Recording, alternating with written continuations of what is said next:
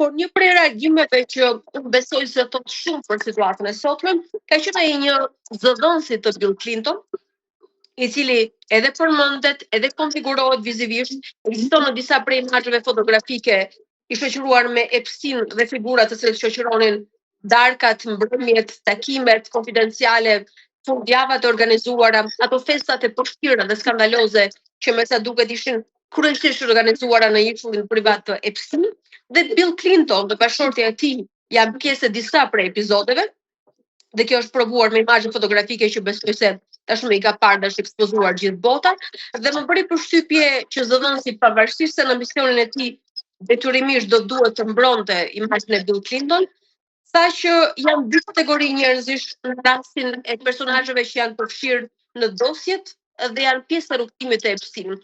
Një pjesë e njerëzve të cilët vijnë nga kjo botë, ku përfshinte edhe Bill Clinton, të cilët nuk ishin të vetëdijshëm, nuk ishin të ndërgjegjshëm, nuk e dinin jetën e errët misterioze apo sekretet me cilat bashkëtonte Epstein, të cilët në momentin që u informuan për këtë që po ndodhte,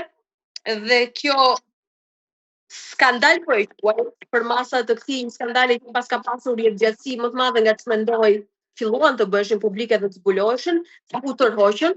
dhe nuk kishin më asnjë komunikim me Epstein, dhe këtu po flasim për vitin 2005, kur në Miami është hapur procesi i parë, meqense kishte një denoncim të bërë nga një 14 vjeçare e cila pretendonte që ishte e abuzuar seksualisht dhe keq përdorur nga Epstein, sepse atëherë gjykata në Miami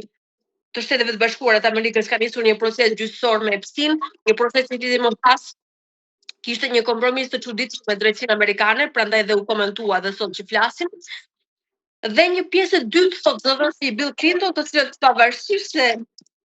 kjo ngjarje mori për masa publike dhe u bë mediatike, vazhduan të bashkëndojnë dhe të bashkëpunojnë me Epstein. Kështu që deri diku unë sinkronizohem me këtë ide të zëdhënësit të Bill Clinton, që kjo botë që pas ka përfshirë Epstein dhe pas kanë rrethuar atë në disa prej ngjarjeve ku ai ka atakuar, një pjesë e tyre ndoshta janë vetë atashuar në vullnet për të arritur disa objektiva herë të çuditshëm, herë të shpjegueshëm, i shpjegon vetë ekzistenca e gjëjes njerëzore me anët e saj të errta, kanë vazhduar të bashkëjetojnë, të bashkëpunojnë dhe kanë jetuar duke amnistuar figurën e tyre dhe të Epstein, duke ditur mëkatet e mëdha për cilat autopsia fillonte te Epstein, megjithatë unë besoj se autopsia dhe përgjegjësia mbaronin tek ai, sepse ai nuk ishte i vetëm në këtë cirkull. Kështu që po, besoj që janë mbi 40 personazhe publike për të cilët sot po flet bota që kanë jetuar në heshtje me ndërgjegje të plotë skandalitetin i cili ka bashkuar të gjitha Epstein, dhe një pjesë e vogël tjetër të pretendohet dhe Bill Clinton që kanë bërë një zbrapsi, kanë bërë një film mbrapa kur kanë tuar diçka më shumë mbi figurën dhe çurinë e Jeffrey Epstein.